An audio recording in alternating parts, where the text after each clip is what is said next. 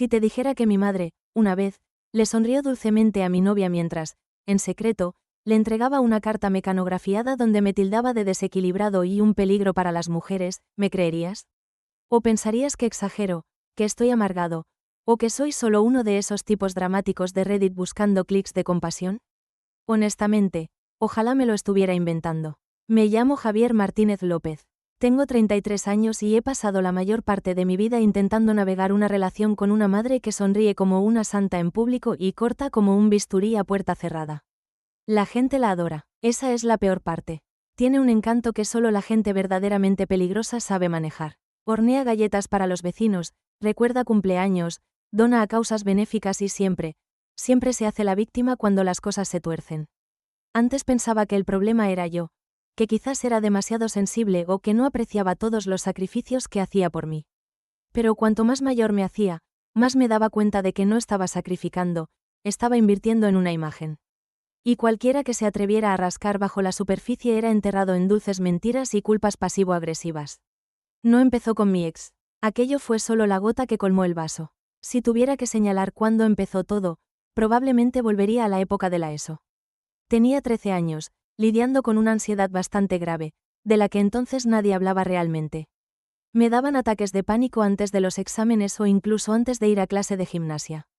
No era atlético y definitivamente no era guay. Así que me metía en mucha caña. Pero era listo, demasiado listo. Ella solía decir, Javier, a nadie le gusta un sabelotodo. Javier, vas a incomodar a la gente si les corriges así. Javier, deja de moverte. Me avergüenzas. Esa era la palabra que le encantaba, avergüenzas. Aparecía en cada discusión, en cada reprimenda, en cada momento en que intentaba ser yo mismo. Hacía un chiste que a ella no le hacía gracia. Vergonzoso. Me emocionaba viendo una película triste.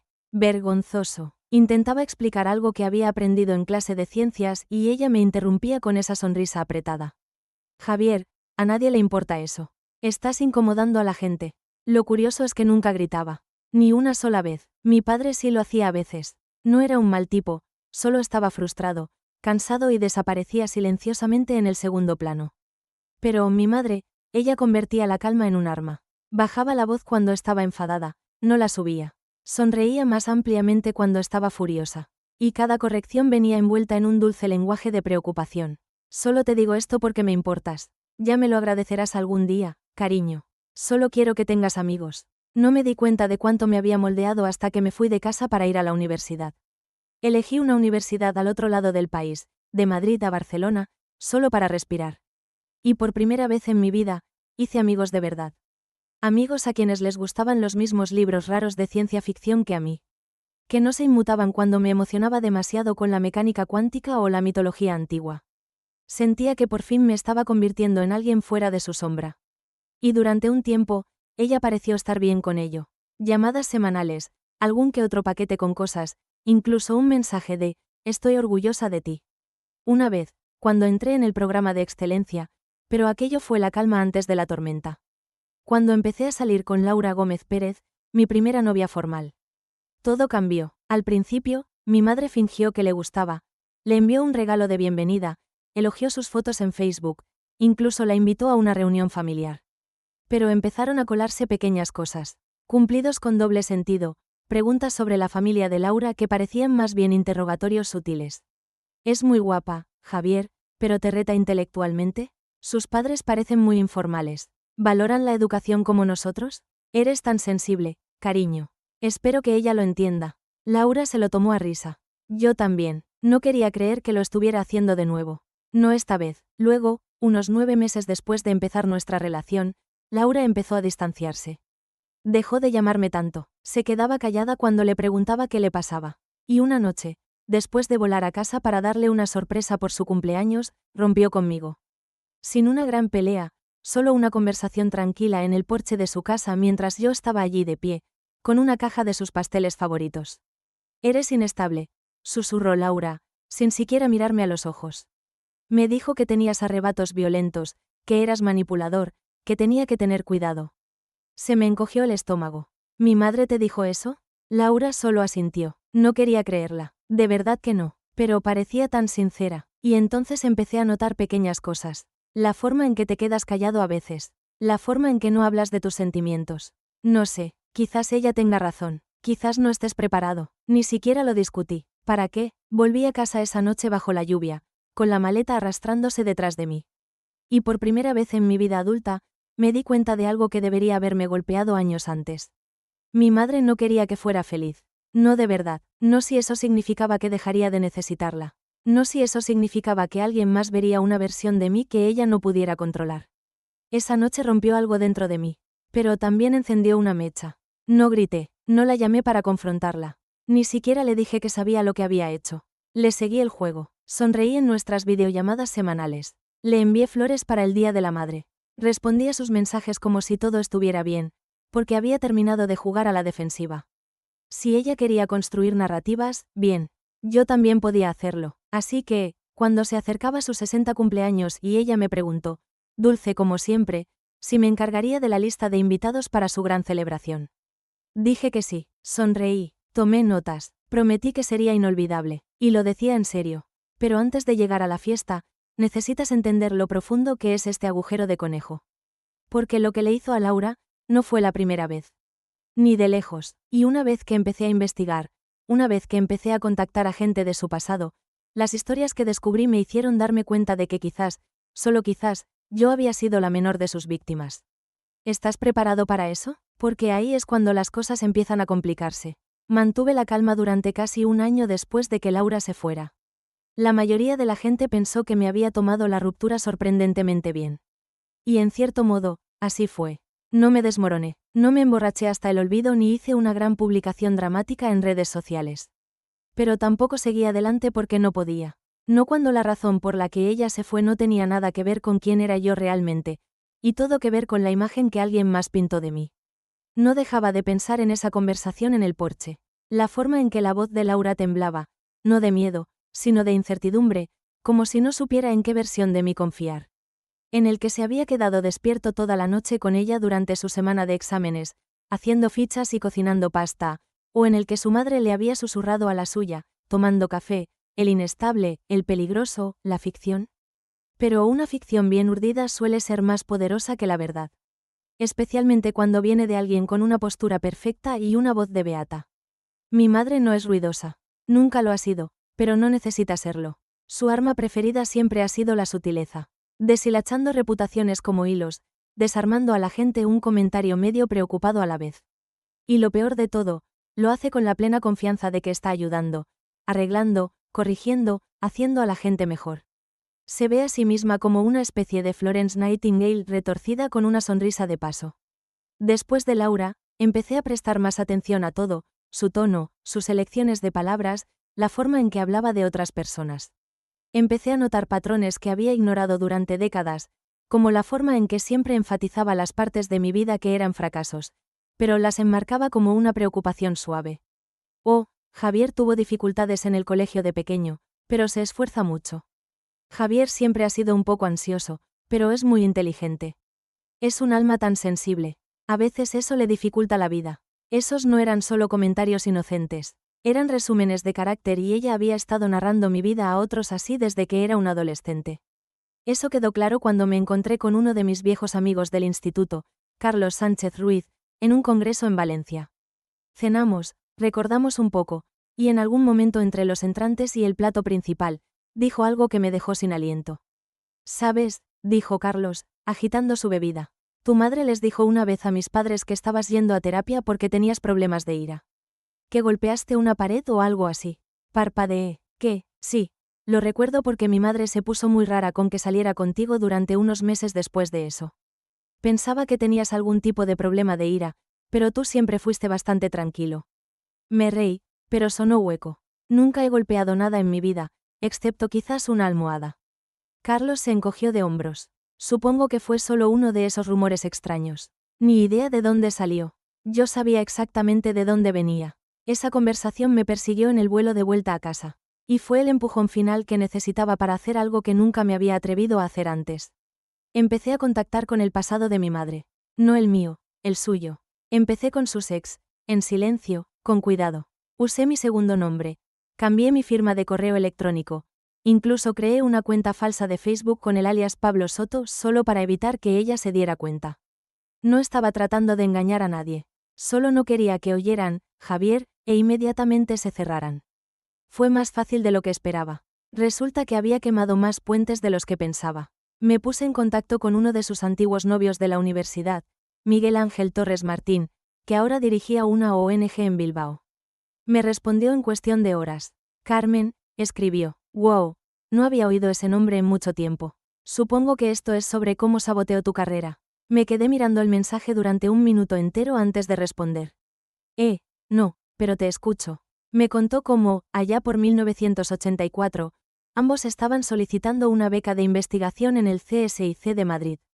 Llevaban casi 2 años saliendo, y ella había prometido que no le interesaba el mismo programa. Hicimos un trato, escribió. Ella dijo que quería quedarse en la ciudad, así que presenté mi solicitud. Una semana después, descubrí que ella había solicitado a mis espaldas. No solo eso, plagió partes de mi propuesta y la presentó como propia. Ella consiguió la beca, él no, y cuando la confronté, escribió, ella me dijo que estaba siendo paranoico, que era emocionalmente inestable y que me sentía amenazado por su éxito. ¿Suena familiar? Sí que sonaba, incómodamente familiar. Ese fue el primer dominó. Durante los 2 meses siguientes, contacté con más gente. Antiguos compañeros de trabajo, ex amigos, incluso una mujer llamada Elena Romero Vidal, que solía ser la mejor amiga de mi madre en los 90. Ahora vivía en Málaga y tenía un canal de YouTube de manualidades. Hicimos una videollamada una vez, y ella no se contuvo. Carmen destruyó mi matrimonio, dijo sin rodeos, jugueteando con unas tijeras a mitad de la llamada. Confiaba en ella, le contaba cosas que ni siquiera le decía a mi terapeuta. Y un día, mi marido empieza a actuar raro, frío, distante. Descubrí que ella le había estado llamando, diciendo que yo tenía una aventura, diciendo que estaba mentalmente inestable. Todo mentira, absolutamente todo. ¿Y sabes lo peor? Convenció a todo nuestro grupo de amigos de que solo estaba cuidando de él. Que estaba preocupada, como una especie de ángel guardián. Pero ella solo quería separarnos. Y lo hizo, no era solo traición, era un patrón, una red. Y yo empezaba a ver lo grande que era. Mientras tanto, en la superficie, mi madre estaba ocupada planeando su gran 60 cumpleaños. Decidió que quería una fiesta en el jardín. Elegante pero informal, dijo. Solo familia y amigos cercanos, quizás 30 personas como máximo. Por supuesto, me entregó la lista de invitados para que la gestionara. Me dio rienda suelta siempre y cuando me ciñera a su visión. Asentí, sonreí, tomé notas. Pero en el fondo de mi mente, la mecha seguía ardiendo. Y entonces llegó el punto de ruptura. Era un martes por la tarde. Nada especial. Había pasado por casa de mis padres para dejar algunas cosas para la fiesta. Catálogos, listas de proveedores, muestras de menús. Mi padre estaba fuera, solo estábamos mi madre y yo. Preparó té, nos sentamos en el salón acristalado, la luz entraba por las ventanas como en una escena de postal navideña. Ella estaba en su elemento, pulcra, serena, perfectamente agradable, hasta que sacó una carpeta de Manila y dijo, por cierto, tenía que hablar contigo de algo. Al instante me puse en alerta. ¿Qué pasa? Deslizó la carpeta por la mesa. Es una impresión de tus publicaciones en redes sociales. Algunas de las cosas que has estado compartiendo últimamente. Me preocupan. La abrí. Dentro había capturas de pantalla de tweets, publicaciones de Facebook, incluso una historia de Instagram que había publicado meses atrás sobre la defensa de la salud mental. Nada inapropiado, nada alarmante, solo cosas vulnerables. Mamá, dije lentamente, ¿por qué tienes esto? Entrelazó sus manos pulcramente. Porque me preocupo, de verdad, y creo que estás divulgando algunas cosas que podrían dañar tu reputación, especialmente si alguna vez quieres casarte o encontrar un nuevo trabajo. Los empleadores miran estas cosas, Javier. Y también las mujeres. La miré fijamente. ¿Revisaste mis cuentas? Ella ladeó la cabeza. Son públicas, y no soy la única que se ha dado cuenta. Algunas personas de la parroquia mencionaron tus publicaciones, dijeron que estaban preocupadas. ¿Preocupadas por qué? ¿Porque me importa la salud mental? ¿Porque hablo de la ansiedad y el trauma? Cariño, dijo con esa calma nauseabunda. A la gente no le gusta el desorden. Les gusta la fuerza, la confianza, no esto. Y ahí estaba, no esto, no yo, no el yo que finalmente encontró el valor para hablar de las cosas que ella había pasado décadas reprimiendo. No el yo que estaba lentamente reclamando una voz que ella había pasado años remodelando hasta convertirla en una sombra de sí mismo. Me levanté, me temblaban las manos, pero no tenía miedo. Ya no. Le hiciste esto a Laura, ¿verdad?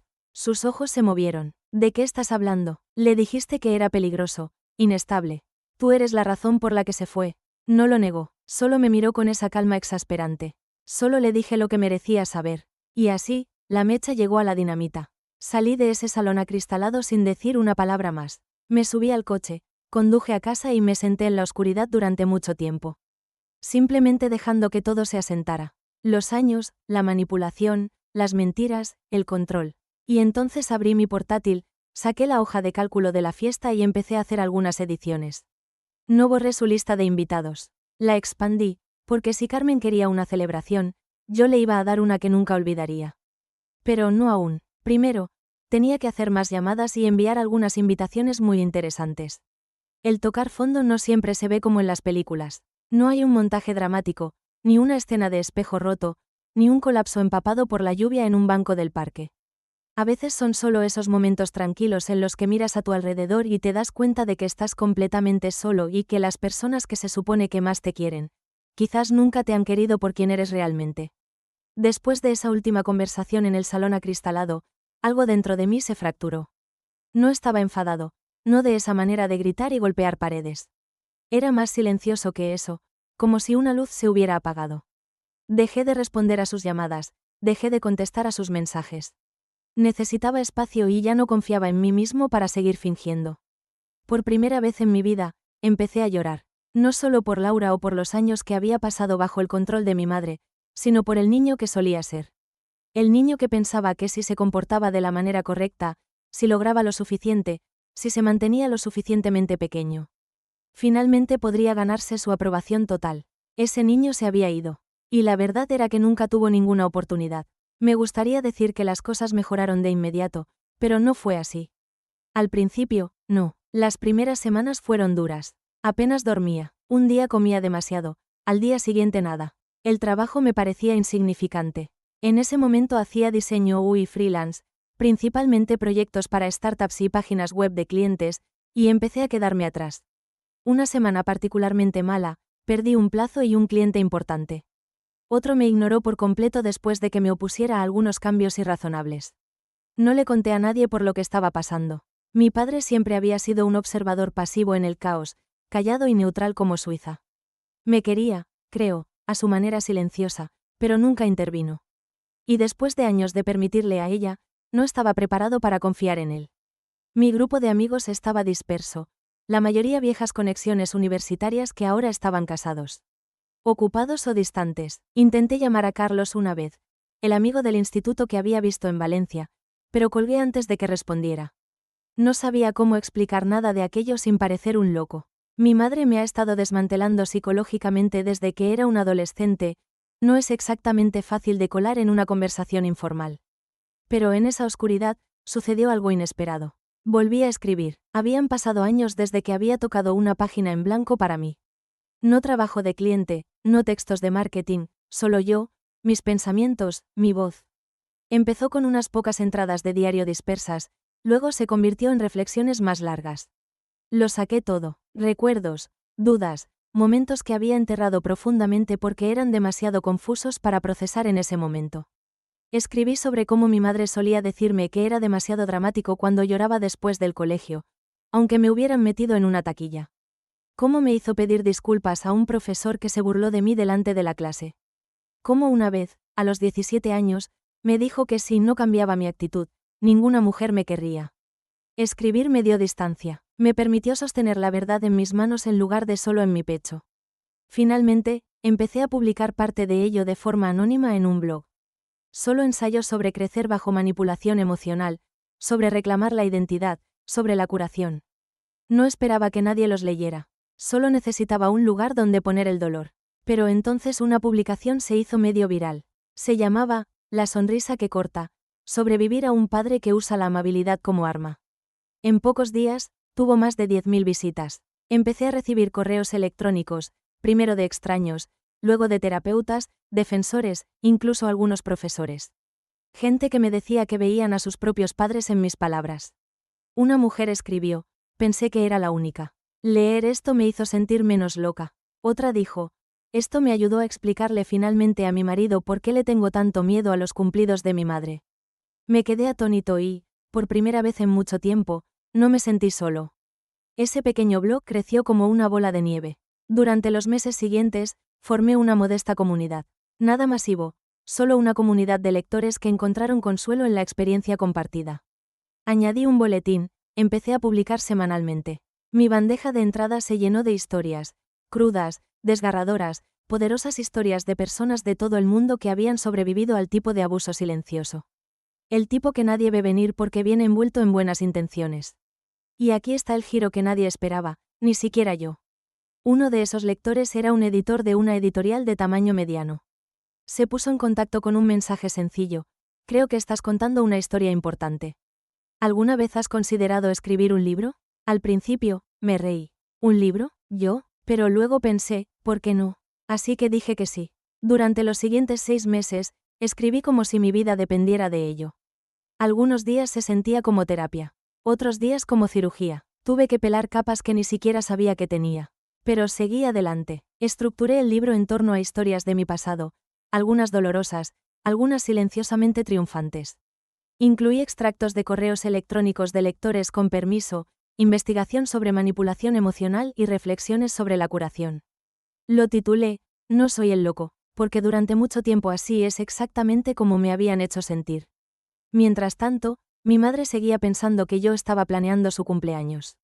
Mantuve la calma, le enviaba actualizaciones periódicas, le hacía preguntas falsas sobre combinaciones de colores, preferencias musicales, catering. Estaba encantada. Esto va a ser muy especial. Javier, me dijo por teléfono una noche, con la voz empalagosa. Gracias por hacerlo todo sobre la familia. Sonreí a través de los dientes y le dije que era un placer. Pero en segundo plano, estaba construyendo algo muy diferente. Tenía una segunda lista de invitados ahora, una que ella no conocía, una hoja de cálculo etiquetada, confirmaciones privadas. Incluía a cada persona con la que me había puesto en contacto durante mi investigación. Cada ex novio, cada ex amiga, antiguos compañeros de trabajo, parientes distanciados, incluso algunas personas de nuestra antigua parroquia que se habían distanciado silenciosamente a lo largo de los años. La mayoría de ellos dijeron que sí de inmediato. Ella siempre fingía preocuparse por mí. Luego hablaba a mis espaldas. Le dijo a mi prometido que yo era alcohólica. Llevo sobria desde la universidad. Me acusó de robar joyas solo porque las llevaba mejor que ella. Las historias seguían llegando. Algunos preguntaron si era seguro, si habría alguna represalia. No estoy intentando empezar una pelea, escribió una mujer. Pero quiero que sepa lo que hizo. Les prometí a todos lo mismo. Nada de gritos, nada de drama, solo una oportunidad para hablar, para ser vistos. Para poner un espejo frente a la mujer que había pasado toda su vida puliendo el suyo. Y quizás, solo quizás, sacudir la imagen perfecta a la que se aferraba tan fuertemente. Pero ya no hacía esto por venganza. No exactamente. Eso había cambiado. Lo que quería ahora era la verdad. Quería ver su cara cuando la gente a la que pisoteó finalmente diera un paso al frente. Quería mostrarle que las narrativas que había creado no eran herméticas, que el mundo que controlaba con una sonrisa y un susurro estaba empezando a resquebrajarse. Y, sobre todo, quería recuperar mi historia. No como el hijo inestable. No como la vergüenza. No como el niño callado que nunca se defendió, sino como el hombre que finalmente lo hizo. Por supuesto, sabía que habría consecuencias. Quizás algunos familiares se pondrían de su lado. Quizás lloraría, lo tergiversaría, se reafirmaría. Pero, por una vez, no me importaba. Ya no le tenía miedo. Y eso, más que cualquier fiesta, cualquier contrato de libro, cualquier aplauso, esa era la verdadera victoria. El ascenso no fue ruidoso. Fue una recuperación silenciosa y constante de mí mismo. Y con cada capítulo que escribía, cada invitación que enviaba, cada correo electrónico que recibía de alguien que había sobrevivido a una Carmen propia, me hacía más fuerte. Ella me había destrozado durante años. Ahora yo estaba construyendo algo mejor. No solo para mí, sino para todos a los que intentó silenciar. Y sus 60 cumpleaños, ese iba a ser el escenario. No para la venganza, sino para la verdad. Pero aún tenía una última sorpresa guardada. Un nombre en la lista que ella nunca esperaría. Una persona cuya historia golpearía más fuerte que todas las demás juntas. Y cuando los viera de pie en ese jardín, copa en mano, mirándola directamente a los ojos, ese iba a ser el momento en que todo cambiaría. Cuando llegó mayo, apenas un mes antes del 60 cumpleaños de mi madre, ya tenía todo lo que necesitaba. Las historias, los nombres, las pruebas. Mis hilos de correo electrónico estaban apilados, Mi hoja de cálculo estaba codificada por colores, y mis nervios estaban tensos. Cada noche, me quedaba despierto ensayando diferentes resultados. ¿Lloraría? ¿Estallaría? ¿Se callaría? ¿Se haría la víctima y empezaría a inventar una contrahistoria en el acto como siempre hacía? No importaba, porque por una vez, yo estaba por delante de ella. Y no iba a parpadear. Pero si iba a lograr esto, ¿verdad? Necesitaba precisión. Esto no era solo invitar a personas a las que ella había hecho daño. Tenía que ser curado, estructurado, estratégico. Si entraba a saco, parecería una emboscada. Y entonces ella tendría la excusa perfecta para desacreditarlo todo. Lo retorcería en: Javier siempre ha tenido un don para el drama. Creo que necesita ayuda, sinceramente. Y todos los que no supieran la verdad le creerían. No, necesitaba dejar que la verdad hablara por sí misma. Tenía que escenificarlo como un espejo del que no pudiera apartar la vista. Así que dividí el evento en 2 listas. La lista A era su fiesta oficial, la que ella conocía. Un grupo cuidadosamente seleccionado de 30 amigos cercanos, señoras de la parroquia, amigas del club de lectura y vino, y algunos primos lejanos con los que todavía hablaba. Reservamos una hermosa finca para eventos a unos 20 minutos de la ciudad. El tipo de lugar con luces de guirnalda. Un cenador y canapés caros. A ella le encantó. La lista B, sin embargo, esa era mía. Reservé un segundo lugar. Menos pulido, más íntimo, justo al otro lado de la calle. Una sala privada en un centro cívico histórico con puertas correderas de cristal, un sistema de sonido y, crucialmente, una pared completa de ventanas que daban al césped oeste de la finca de eventos. Era perfecto. La idea no era interrumpir su fiesta. Eso sería demasiado fácil, demasiado obvio. Quería que disfrutara, que flotara en ese foco de atención autoimpuesto, que brindara por su imagen cuidadosamente construida, y luego, cuando fuera el momento adecuado, le daría el segundo acto.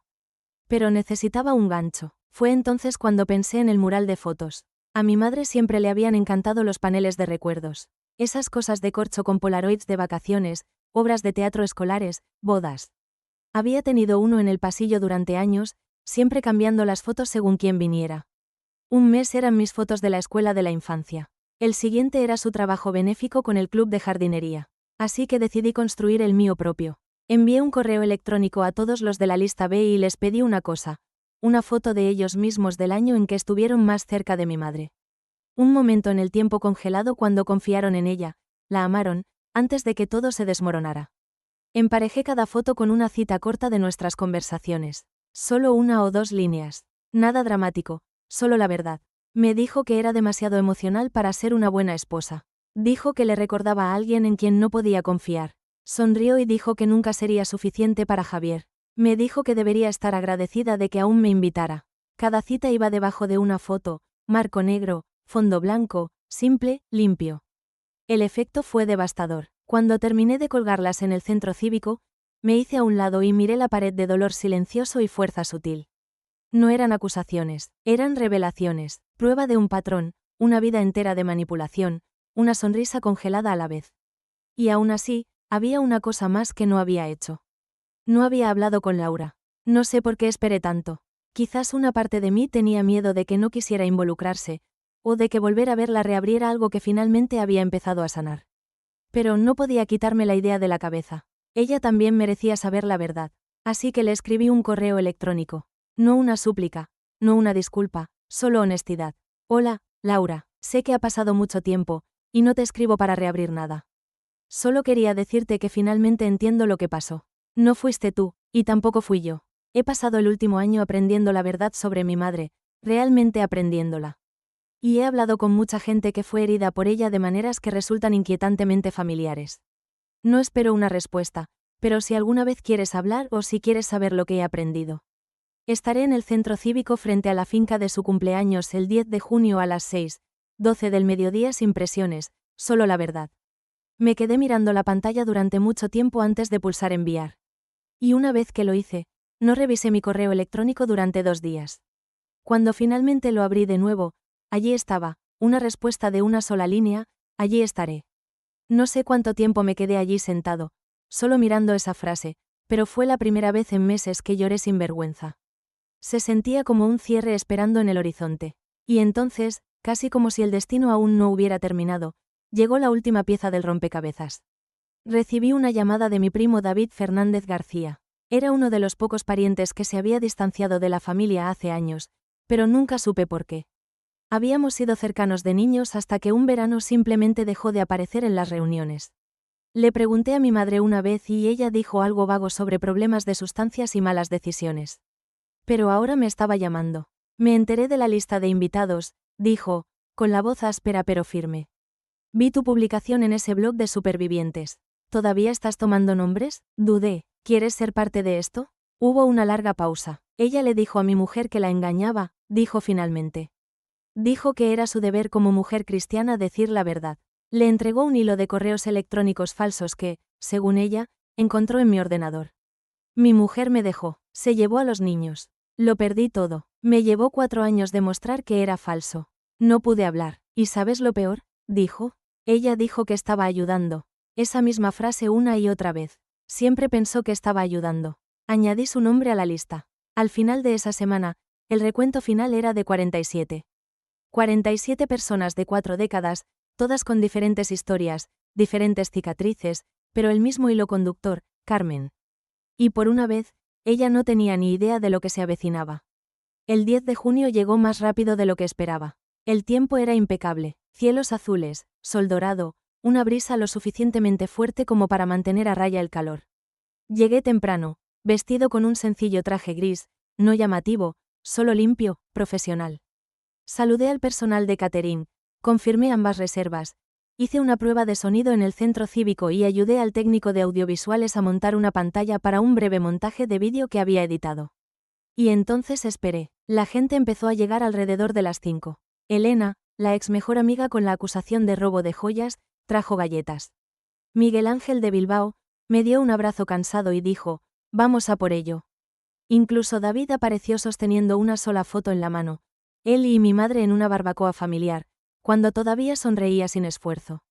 A las 5:45 la sala estaba llena, tranquila, cargada, solemne. Les di a todos un breve resumen. ¿Cómo funcionaría? ¿Cuándo iríamos? ¿Cómo presentaría la noche? Nadie buscaba venganza, solo la verdad. Exactamente a las 6:10 de la noche, 10 minutos después de que su fiesta comenzara oficialmente, salí. Desde el otro lado de la calle, pude verla radiante con su vestido azul cielo a medida, rodeada de invitados riendo y velas flotantes. Parecía feliz, perfecta, en control. Y entonces sus ojos se posaron en mí.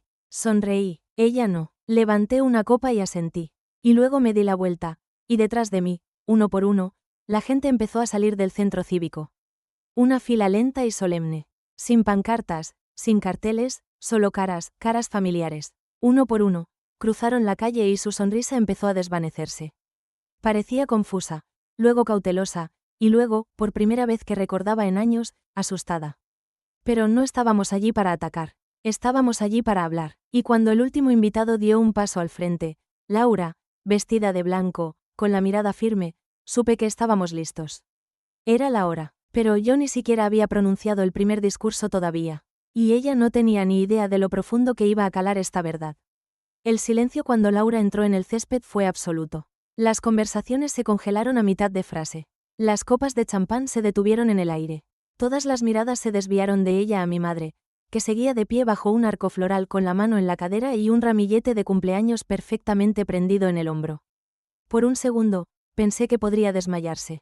Su expresión no se desmoronó. Se calcificó, su sonrisa se desvaneció, sus ojos se entrecerraron ligeramente y su espalda se enderezó como si se preparara para la guerra. Abrió la boca para hablar, pero entonces los vio a todos. La fila de personas siguiendo a Laura como sombras de un pasado que había enterrado en pulcra cortesía y susurros de chismes. 47 personas, algunas con tacones, otras con zapatillas, algunas con blazers rígidos que no habían visto la luz del día en años. Todos ellos allí por ella. Parpadeó rápidamente y dio un pequeño paso hacia atrás, tratando de reafirmar el control. ¿Qué está pasando?, dijo, dirigiendo sus palabras más allá de Laura y hacia mí. Su voz seguía siendo empalagosa, pero se quebró ligeramente por los bordes. Javier, ¿qué es esto? Di un paso adelante, no enfadado, solo tranquilo, claro, con una firmeza que no había tenido desde que era un niño. Es tu cumpleaños, mamá. Dijiste que querías que fuera sobre la familia. Me volví hacia la pequeña multitud que ahora se había reunido. Algunos de sus amigos murmuraban. Unos pocos parecían confusos, otros incómodos. Solo un puñado tuvo la sensatez de excusarse y fingir que no veían nada. El resto se quedó, el tipo de gente que reduce la velocidad cuando pasa un accidente de coche. Todos, dije, proyectando lo suficiente para que mi voz llegara al otro lado del césped sin gritar. Gracias por venir. Esta noche, estamos aquí no solo para celebrar el 60 cumpleaños de mi madre, sino también para reconocer el impacto que ha tenido en las vidas que la rodean. Los labios de mi madre se abrieron. Javier, siseó, bajo y agudo. ¿Qué estás haciendo? La ignoré. Hice un gesto detrás de mí. Estas son personas que mi madre ha conocido. Algunas brevemente, otras durante décadas. Cada una de ellas tiene su propia historia. Cada una de ellas se vio afectada por sus decisiones. Esta noche, les estamos dando voz. Laura dio un paso adelante. No me miró. No necesitaba hacerlo. Sus ojos estaban fijos en mi madre. Cuando te conocí, dijo Laura. Pensé que eras elegante, cálida, generosa. Me hiciste sentir parte de la familia. Mi madre tragó saliva con dificultad y luego, lentamente, me hiciste sentir que me equivocaba. Me dijiste que Javier era inestable, que tenía un historial de episodios, que debía mantener mi distancia por mi propia seguridad. Y la forma en que lo dijiste, no fue dramática. Fue suave, como una enfermera preocupada dando malas noticias. Laura respiró hondo. Pero he pasado el último año aprendiendo la diferencia entre preocupación y control. Y ahora sé que lo que hiciste no fue protección. Fue sabotaje. Envenenaste algo real porque no podías controlarlo. Alguien jadeó con acento agudo. Mi madre empezó a hablar, pero otra voz la interrumpió. Era Elena, la ex mejor amiga a la que mi madre había acusado de robo.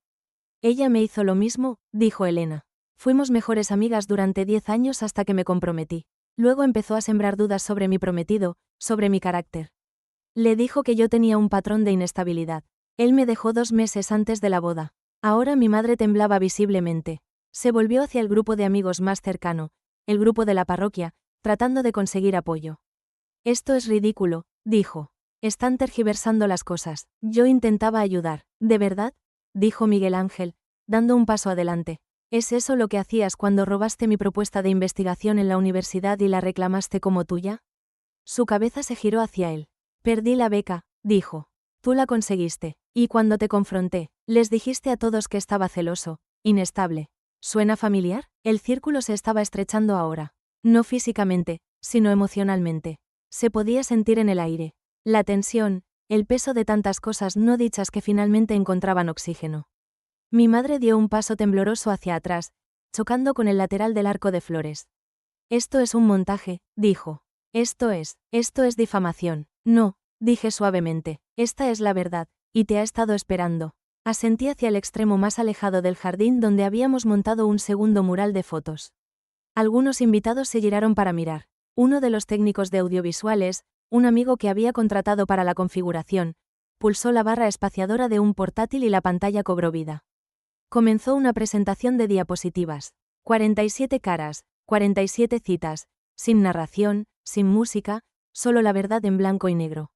La gente murmuró, algunos parecían visiblemente afectados, otros seguían mirando, con los ojos bien abiertos.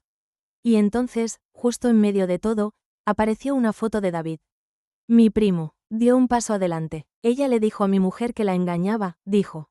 Correos electrónicos falsificados, destruyó mi matrimonio. No supe que era falso hasta que fue demasiado tarde. Sacó una hoja de papel doblada de su chaqueta. Aquí está el informe forense del experto en tecnología que confirmó que los metadatos fueron alterados. Se lo pasó a uno de los invitados que lo sostuvo como una bomba. Y entonces David la miró directamente a los ojos. Me lo habría llevado a la tumba.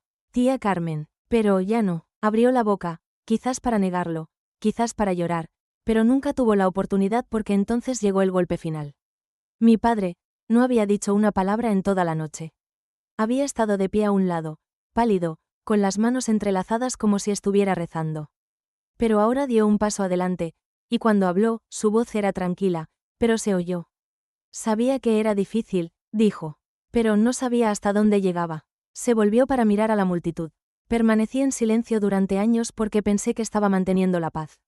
Pero la paz construida sobre el silencio no es paz, es negación. Y quiero pedir disculpas a mi hijo, a todos ustedes, por no haber hablado antes. Mi madre parecía haber sido golpeada. Sus ojos se movían de persona en persona, buscando un aliado, un salvavidas, alguien, cualquiera que la defendiera. Pero nadie se movió, y en ese momento, ella estaba finalmente, innegablemente sola. Se le cayó la copa. Se hizo añicos en el camino de piedra, el sonido agudo como una bofetada. Lo he hecho todo por esta familia, dijo, con la voz temblorosa. ¿Todo? ¿Y así es como me lo pagáis? No, dije, así es como nos liberamos. Soltó una pequeña y amarga carcajada. Os arrepentiréis de esto, todos vosotros. Creéis que sois héroes, pero sois solo niños jugando con fuego. No soy un niño, dije en voz baja. Soy tu hijo y por fin he terminado de fingir que no quemaste todo lo que tocaste. Con eso, me di la vuelta y lentamente los demás me siguieron. Caminamos por el césped en silencio de vuelta hacia el centro cívico. Las luces de guirnalda detrás de nosotros parpadeaban en el crepúsculo como el último latido de su imperio. Algunos de sus invitados se fueron de inmediato. Otros se quedaron lo suficiente como para decir despedidas educadas, sus sonrisas frágiles, sus mentes claramente en otro lugar. De vuelta en el centro cívico, la gente se abrazó. Algunos lloraron, otros simplemente se quedaron en pequeños grupos, respirando el aire raro de la reivindicación.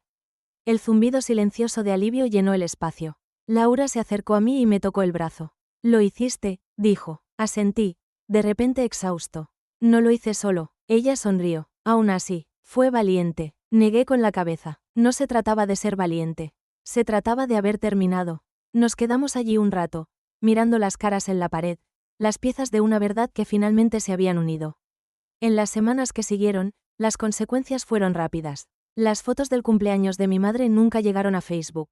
Las que publicó fueron fuertemente recortadas, cuidadosamente enmarcadas y subtituladas con comentarios vagos como, una noche llena de acontecimientos. La gente sí que puede sorprenderte, pero el daño estaba hecho. La noticia se extendió silenciosamente al principio, luego más fuerte. Algunas de sus amigas de la parroquia dejaron de invitarla a cosas. El club de lectura y vino se disolvió. Mi prima Raquel dejó de contestar a sus llamadas. Incluso algunos de sus viejos aliados, personas que una vez habían hecho eco de sus susurros, comenzaron a alejarse. Al principio, intentó recuperar el control.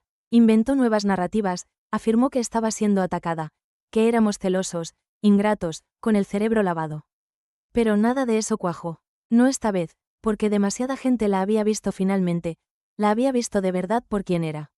Y yo, no me regodeé. No publiqué nada al respecto, no se lo restregué. Simplemente seguí adelante. Firmé el contrato editorial. El libro salió 6 meses después y encontró su propia audiencia tranquila.